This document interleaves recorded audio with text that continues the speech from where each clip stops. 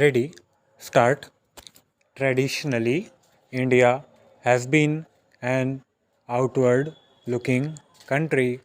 Our strong commitment to multilateralism is reflected in our active participation in organizations like the United Nations. This engagement will continue. The policies of economic liberalization introduced in recent years have increased our regional and global linkages, and my government intends to deepen and strengthen these ties. Our nuclear policy has been marked by restraint and openness. We have not violated any international agreements either in 1974 or now in 1998. The restraint exercised for 24 years after having demonstrated our capability in 1947, 1974 is in itself a unique example. Restraint, however, has to arise from strength. It cannot be based upon indecision or doubt. The series of tests recently undertaken by India have led to the removal of doubts. The action involved was balanced in that it was the minimum necessary to maintain what is an irreducible component of our national security calculus.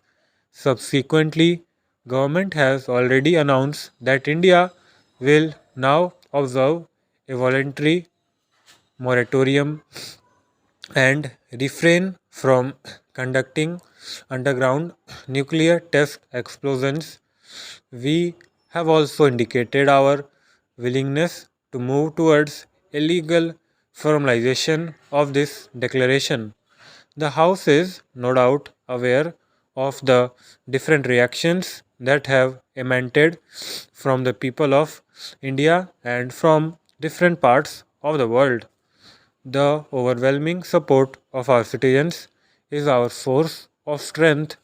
It tells us not only that this decision was right, but also that our country wants a focused leadership which attends to their security needs. This I pledge to do as a sacred duty. We have also been greatly heartened by the outpouring of support from Indians abroad. They have, with one voice, spoken in favor of our action. To the people of India and to Indians abroad, I convey my profound gratitude. We look to the people of India and Indians abroad for support in the difficult period ahead.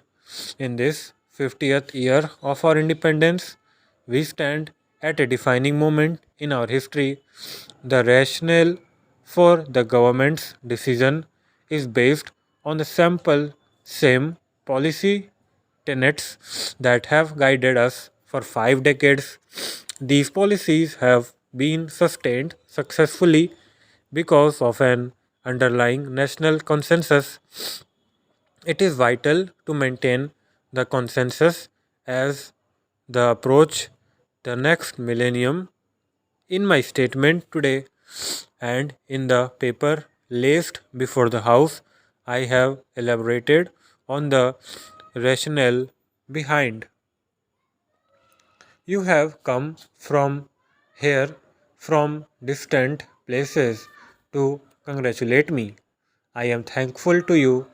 Today, the whole country is complimenting the scientists, engineers, and officers and jawans of the army who have carried out successful nuclear tests at Pokhran. Years long efforts have borne fruit. The strength of the nation has manifested itself in the form of successful elimination of these nuclear tests. It has never been the Indian tradition to be an aggressor or to be unjust or cause atrocities. We have always believed in sacrifice, in dedication, and in seeking our lives for the sake of our own dignity. We had faced a number of invasions time and again. We have never ventured out to attack any country, but we were divided. We were infinite to our individual circles, and we were not concerned about the happenings in other parts of the world. This was the reason why we lost our freedom on a number of occasions. But it is also true that our preparedness for fight never ceased. The struggle always continued. We converted our defeat into victory, and invaders and tyrants were always given a befitting reply. Whenever we unshattled our sword for the protection of the dignity of our country or for the protection of our religions, we never let it return to its sheath until the victory was achieved.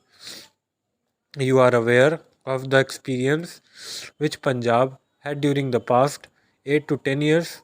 Now there is peace in Punjab. We hope we will be successful in our efforts to maintain peace. Nobody from outside will come here to shatter our peace. It will never happen that we start troubles in other country and vitiate the peace there. We want to live amicably with the neighbor as a good neighbor. But if the neighbor occupies our house, creates disturbances, then our safety and security would be of paramount importance to us, and that is what we are doing. Nobody should have any doubts about it. This is the objective behind our nuclear tests. Destruction is not the objective, it is self defense, which we have in our minds. Now, the neighbor has also carried out tests, and there are number of our friends who have planned for their tests. We asked them to explain how could they carry out their test so instantaneously. Can nuclear weapons be developed in just 16 days? Is it possible to launch missiles at such a short notice? No, it was a result of preparations going on for years. We know that this since we have taken quite a long time in preparations and in reaching this stage. Stop.